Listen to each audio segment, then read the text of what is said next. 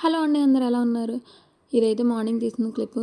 పిల్లలైతే ఇంకా లేగలేదు. ఇదైతే నేను మధ్యాహ్నం కదా నేను అట్లా పనికి వెళ్ళేటప్పుడు తీసిన క్లిప్. అప్పటికీ లేగలేదు నా కొడుకైతే. మధ్యాహ్నం నేను 3కి అలా వచ్చాను పని నుండి, అప్పటికీ లేగలేదు, పడుకునే ఉన్నాడు.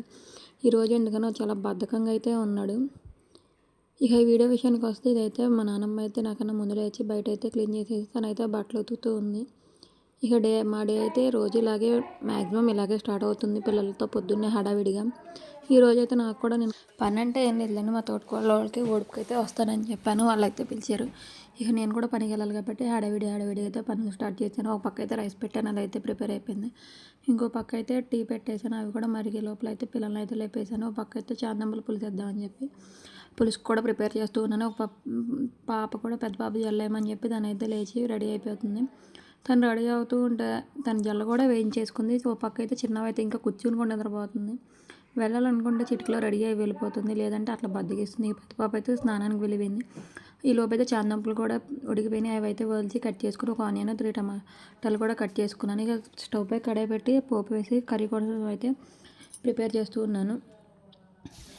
ఇక ఈ వీడియోలో అయితే నేను ఒక విషయం చెప్దాం అనుకుంటున్నానండి. ఏంటంటే విజయనగరానికి చెందిన కృష్ణ అనే పిల్లడు ఎస్ఎంఏ వ్యాధితో బాధపడుతున్నాడు కదా, పాపం అండి, చాలా బాగున్నాడు పిల్లడు. నాకు తోచినంత సాయం అయితే నేను చేశాను.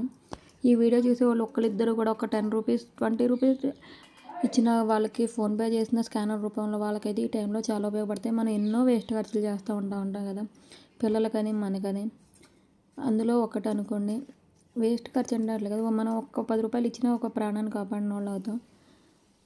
ఈ వీడియో చూసిన వాళ్ళు అయితే కొంతమంది అయితే సాయం చేస్తారని కోరుకుంటున్నాను. ఇక వీడియో విషయానికి వస్తే చాందంపులు పులుసు అయితే వేస్తున్నానని చెప్పాను కదా, అవి అయితే ప్రిపేర్ చేస్తూ ఉన్నాను. ఇలా చాందంపులు కూడా వేసేసి కారం అయితే వేసి ఆయిల్ అంతా బయటకు వచ్చేయారు అయితే ఒక 5 మినిట్స్ అయితే మగ్గనిచ్చాను. తర్వాత అయితే చింతపండు పులుసు అయితే పోసి చిక్కగా ఉంటుంది కదా, ఒక గ్లాస్ ఆఫ్ వాటర్ కూడా పోసేసి పులుసు మగ్గేటప్పుడు అయితే ఒక 4-5 వెల్లుల్లి అయితే దంచుకొని వేస్తున్నాను.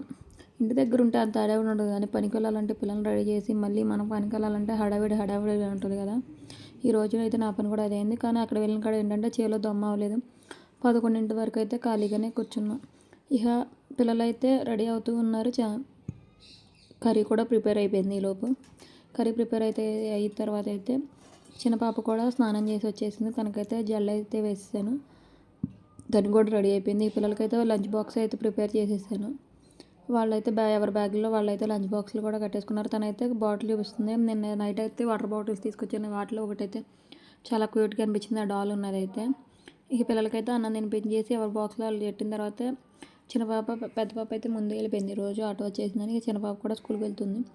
కర్రీ అయితే కొంచెమే ఉంది, ఇక చాలదని చెప్పి మధ్యాహ్నం టైంలో మళ్ళీ నేను పనికి వెళ్తే ఏ టైం అవుతుందని ఇంట్లో ఒక కొబ్బరికాయ ఉంటే అయితే అది అయితే పగలగొట్టేసి అయితే పచ్చడి చేస్తాను. ఇక పచ్చడి చేసి నేను కూడా అన్నం తినైతే వెళ్ళాను. ఈరోజైతే పోపు మొత్తం మాడిపోయింది. సిమ్లో పెట్టాను అనుకున్నాను, కాకపోతే అదేమో హైలో ఉందనుకుంటా, చూసుకోలేదు. పోపు మొత్తం నల్లగా మాడిపోయింది. ఇక నేను వెళ్ళే అడవిలో ఇక దాన్ని ఇది చేయలేదు, దానిలో అయితే వేస్తాను. కొబ్బరి పచ్చడి అయితే మేము 4 మిరగాయలు అయితే తీసుకున్నాను, ఎక్కువ కారం తినరు కాబట్టి పిల్లలు. అవి అయితే ఏం చేసేసి కొబ్బరి కూడా బరగ్గా మిక్సీ పెట్టి తాలింపు అయితే వేస్తాను. ఇక నేను కూడా రైస్ తినైతే పనికి వెళ్ళిపోయాను. నేను వచ్చేపాటికి 3 అట్లా అయింది. అప్పుడు కూడా నా కొడుకు అయితే పడుకునే ఉన్నాడు. ఇక మా ఆయన అయితే కిరాయి వచ్చి రాగానే తనకైతే ఫోన్ చేశాను, నేను ఇప్పుడే తినేళ్ళాను అని చెప్పారు. ఇక నేను కూడా ఇంటి 3కి అలా వచ్చేసి అయితే లంచ్ అయితే చేస్తాను. అడుక్కునే వాళ్ళకి 66 కూరలు అంటే ఇదే. ఈరోజైతే నా కూరలతో పక్కింటి